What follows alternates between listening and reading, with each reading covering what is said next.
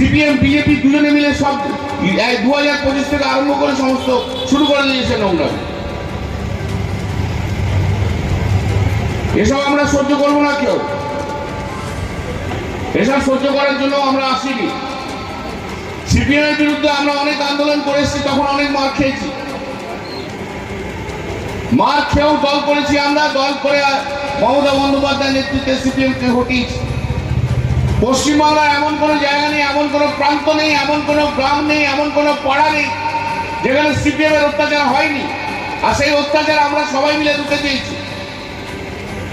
আবার আমরা বলে যাই, এরপর যদি রিপিট করার দেখি না, সারা পশ্চিমবাংলায় তৃণমূল কংগ্রেস কিন্তু রুখে দাঁড়াবে। আমি রবীন্দ্রসঙ্গীত নজরুলগিরিতে বিশ্বাসী নয়, যারা বিশ্বাসী তারা বিশ্বাসী।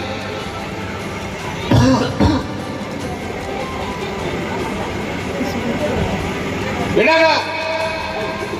ভাবা যায়। আরে 2010 সালের একটা ঘটনা বলি আপনারা শুনুন। 2010 সালে আমি তখন এমপি হয়েছি, আমি তখন দিল্লিতে রয়েছি। সুদর্শন রায়চৌধুরী ছিল শিক্ষামন্ত্রী, সিপিএম এর শিক্ষামন্ত্রী। চুচুড়ায় প্রোগ্রাম করতে গিয়েছিল, এই পাপ্পু ছিল। পাপ্পুরা ঘেরাও করে রেখেছিল। সুদর্শন রায়চৌধুরী আমাকে ফোন করেছিল।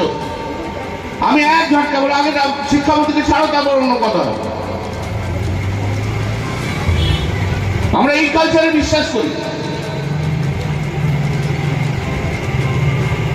যাদবপুরে ওই বাম অতিবাম বড় শক্তিশালী ছেলে মেয়েদের না, ওসব আমাদের দেখা আছে।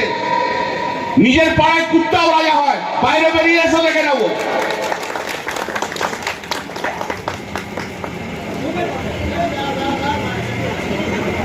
সবাই ভালো থাকুন, সুন্দর থাকুন। জয় হিন্দ, বন্দে মাতরম, মমতা বন্দ্যোপাধ্যায় জিন্দাবাদ।